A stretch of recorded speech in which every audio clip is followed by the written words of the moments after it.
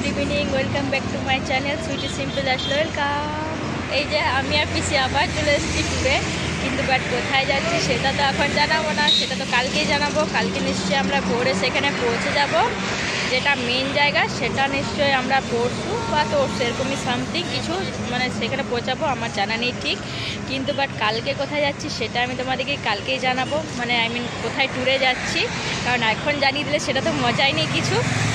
তো আমরা এখন বাসটা দাঁড়িয়েছে, কারণ বাড়ি থেকে এসে পরে আমি মানে বাড়িতে আর কি ভিডিওটা করতে পারিনি, কারণ কি তাড়াতাড়ি রেডি হয়ে পরে আমাকে জলদি আসতে হয়েছে, মানে বাসটা যখন চলে এসেছিলো আমি রেডি হতে পারিনি তখন সে টাইমে, ওই জন্য অনেক জলদি চলে এসেছি। তো সেই জন্য আর কি তখন বাড়িতে কথা হয়নি। তো আমরা এখন দুর্গাপুর পিয়ালা মন্দিরে আছি, তারপরে যেখানে আমরা দাঁড়িয়েছিলাম মানে গঙ্গাসাগর যাওয়ার টাইমে, তো সেখানেই আমরা আবার দাঁড়িয়েছি। এখানে চা খাওয়াচ্ছে আমাদের বাসটা, এই যে আমাদের বাসটা, আর সবাই দাঁড়িয়েছে। বাসটা এখন নেমে গেছে, মানে সবাই নেমে গেছে আর কি, তো সবাই চা খাচ্ছে।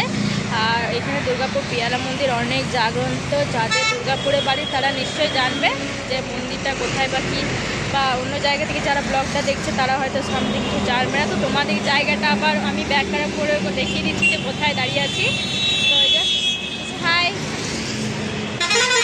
তো চলো তোমার সাথে পরে কথা বলছি। আর এইখানে জায়গাটা মানে ভিউটা তোমাদেরকে আমি ব্যাক ক্যামেরা করে দেখিয়ে দিই, আর কালকে দেখতে থাকো যে আমি কোথায় যাচ্ছি, আর কিছুদিন আমি ব্লগটা কন্টিনিউ রাখবো। এখন টাটা। দুর্গাপুর পিয়ালা মন্দিরটা, তো আমি তো এখন ভিতরে যাবো না, কারণ কি মন্দিরটা বন্ধ, তাই জন্য।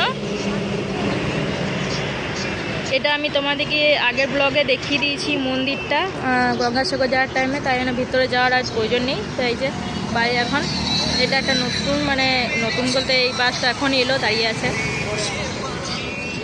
এই যে আমাদের বাসটা, এইখানে রোড। তো চলো তোমার সাথে পরে কথা হবে।